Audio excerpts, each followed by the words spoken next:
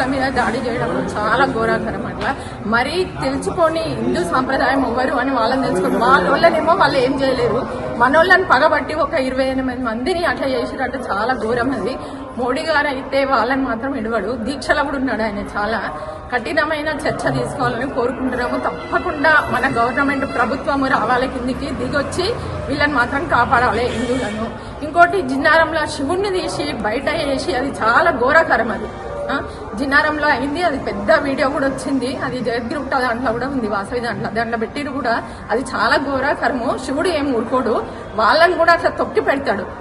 హిందువులైనా మీరైనా మిమ్మల్ని మేము మీ తెరువు వస్తున్నామా? మీ మజీద్ మా గుళ్ళ పక్కకుండా మేమేమి అంటున్నామా? కాశీలో మా పక్కకే ఉంది కదా మీ మజీదు, మేమేం రాలేము కదా మీ తెరువు. ఉండండి అని అనుకుంటున్నాం కదా, మాకు కూడా అట్లా స్వేచ్ఛగా ఇవ్వండి. మా గుళ్ళ తెరువు మీకు రాకండి, మీ గుడి తెరువు మేము రామంతే.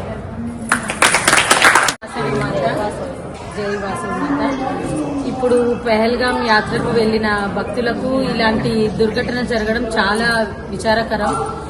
అందరూ భార్యల ముందే పిల్లల ముందే భర్తల్ని చంపడము, ఇలాంటి హింసాత్మక ఘటన జరగడం చాలా బాధాకరము. అనుకుంటున్నారేమో వాళ్ళు భర్తల్ని చంపితే ఆడవాళ్ళు బలహీనమని.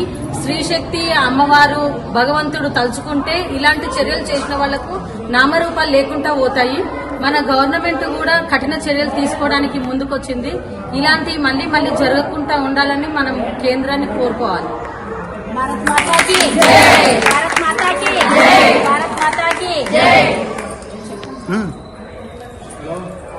హిందువుల మీద జరిగిన ఈ సంఘటన చాలా దురదృష్టకరము. ఇలాంటి ఘటనలు మళ్లీ పునరావృతం కాకుండా మోదీ గారు చూసుకోవాలని అందరి తరపున మేము కోరుకుంటున్నాం. భారత్ మాతాకి జై. మొన్న జరిగిన పుల్వామా దాడిలో ఇలా చంపడం చాలా దురదృష్టకర విషయము.